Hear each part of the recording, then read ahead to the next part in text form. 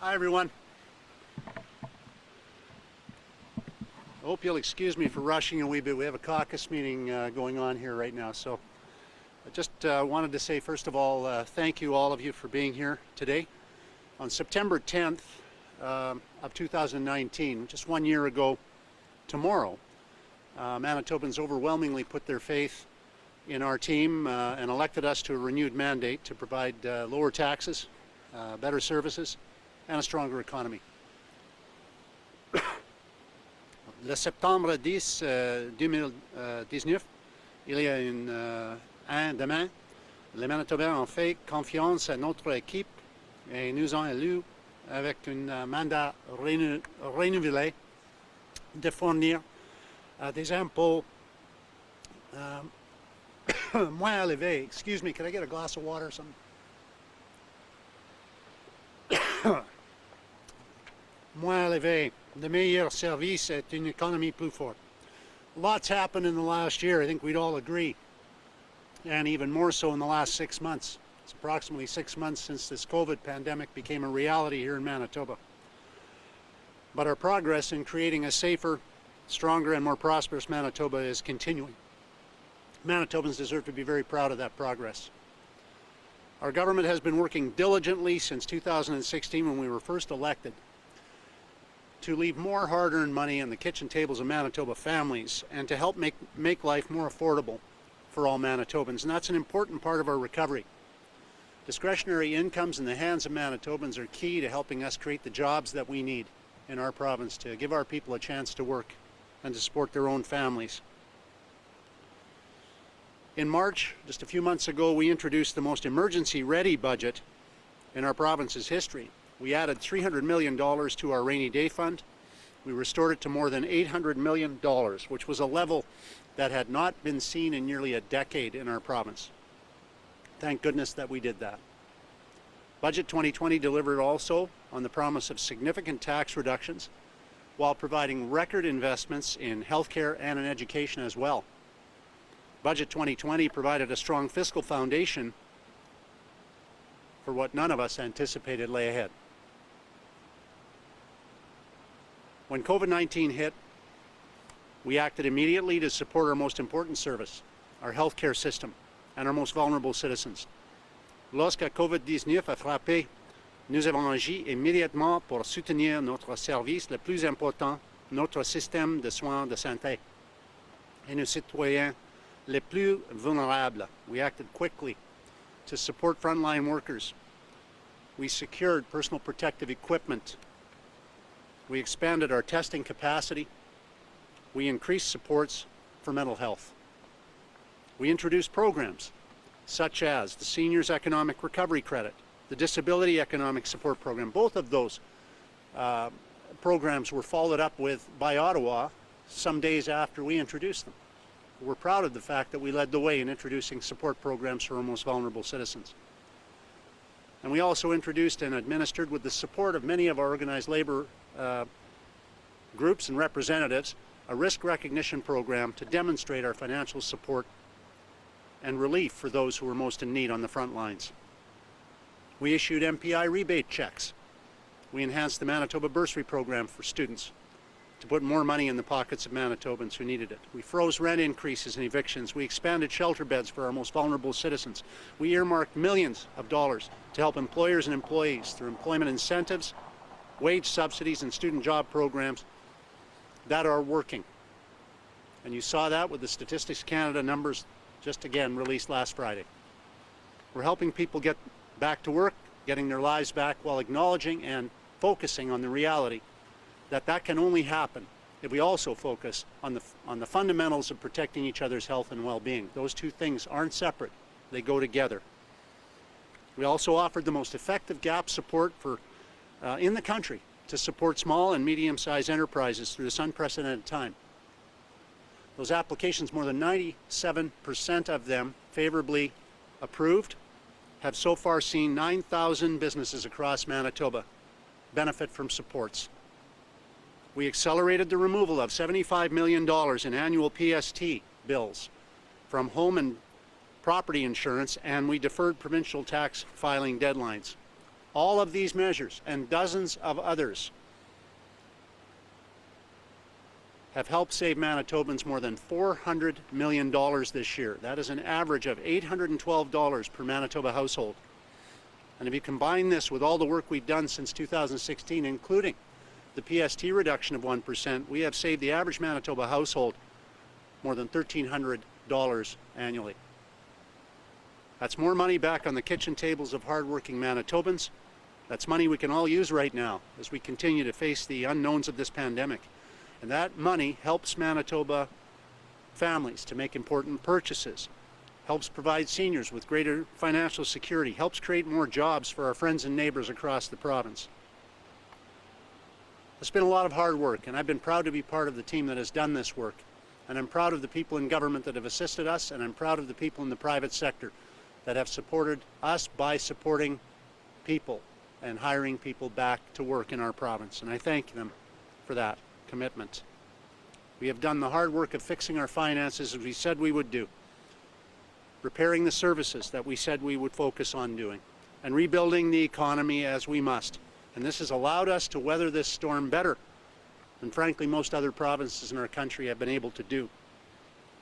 I emphasize to all Manitobans that we will continue to be successful if we keep working together, if we keep trusting one another, if we keep protecting one another, if we keep supporting one another, if we keep being kind to one another. And I want to say a special thank you to all Manitobans for being part of Team Manitoba, for showing this country and each other over the last 6 months through your strength and your empathy and your courage and your resilience what we can do as people here in Manitoba.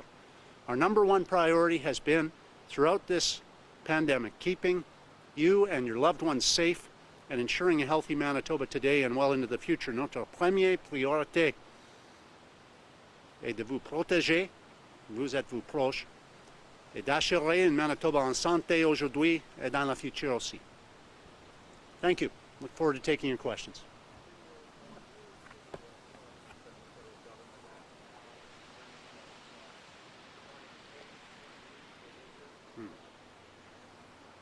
Yeah, I had a good discussion with Dominique LeBlanc, who's the new Minister of Intergovernmental Affairs, who was appointed by the Prime Minister in a recent shuffle.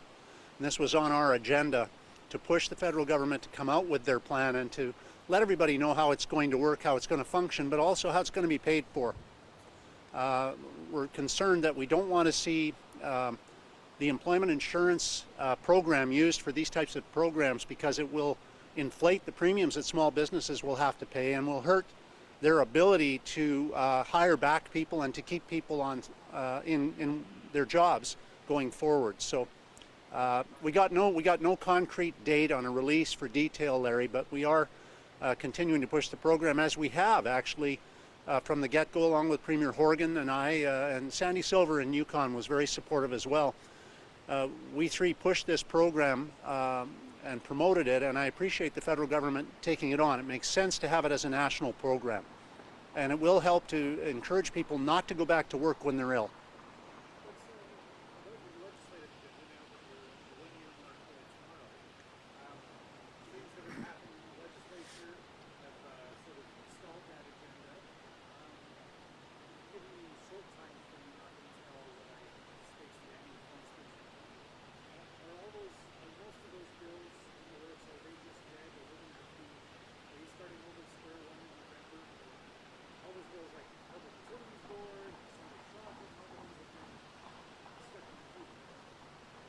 Yeah, well, we're a determined government. We're a hard-working government for hard-working people. So we're going to bring our legislative agenda forward. The NDP's had months to review it, and I expect there'll be new bills as well. They'll have the chance to review those.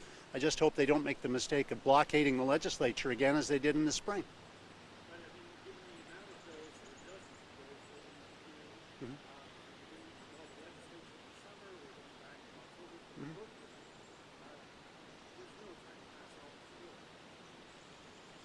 Ample time. There's been ample time to review and discuss the detail of all bills presented thus far.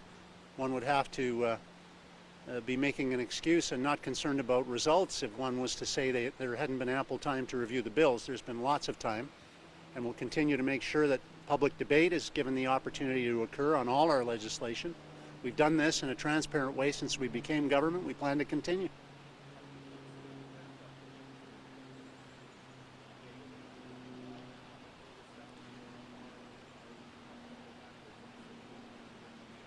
No, I'll let the House leaders do their work, but I understand those discussions have advanced rather well, and there's been cooperation, and I appreciate that from all the House leaders of each party.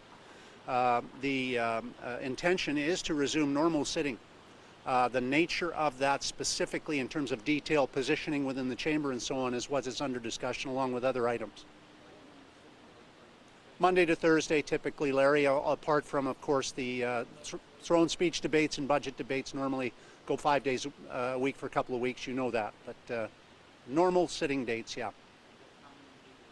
Well, that's what's being discussed now. The details will be shared with you as soon as they're ironed out among the parties.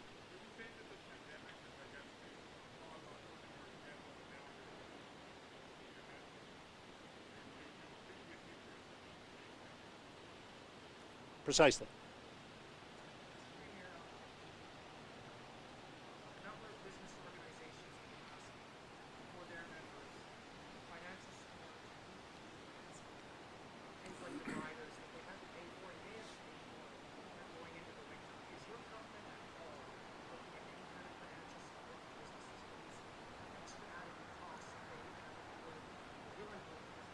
No province has introduced such programs, and there's a reason for that. They're tremendously difficult to administer, expensive in fact to administer. We want the money to go to small businesses.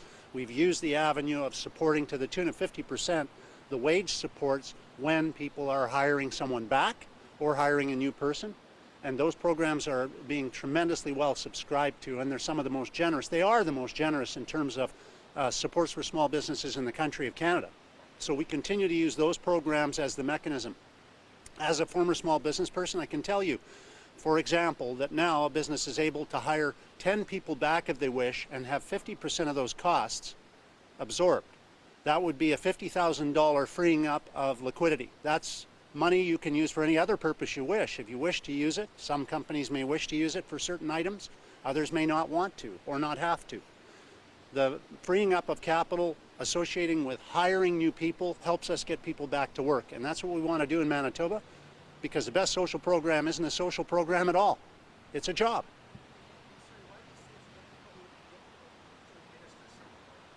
Well, because it would be. Because the need, I'll explain, Jeff, that the needs are tremendously different and varied all throughout the business community.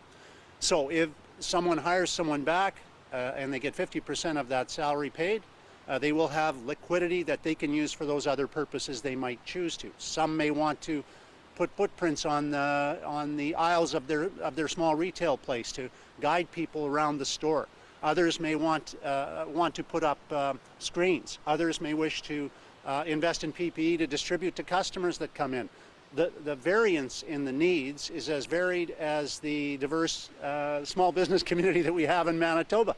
And so our program directs the money to the business and then frees up capital that they can use in any way that they deem appropriate.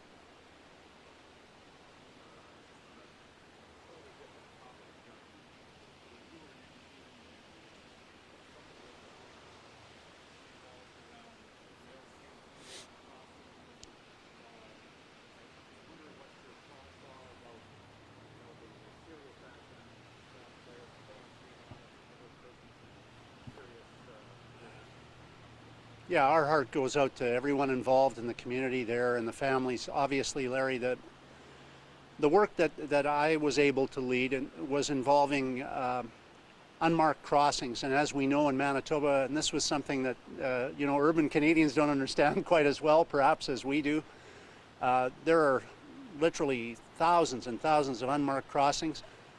I don't know the details of this accident yet, sufficient to say if it might have been at an unmarked crossing, but we were able to improve the bulwark structures, that is those X's you see on the crossings, more reflective materials. We were able also to get reflectors on train cars, side reflectors, but nothing's perfect. No system is perfect, and driving conditions can change, as we well know, in any part of Canada. So it's a sad situation when there's a fatality. I am pleased now that the rail companies have gone. You don't see any more black trains, freight cars going down the rail lines without side reflectors. That was a real danger and something that we were proud to have changed. And the numbers have come down in most categories of rail vehicle collision, but more needs to be done, I think. Thanks, everyone. Thank you. Have a great day.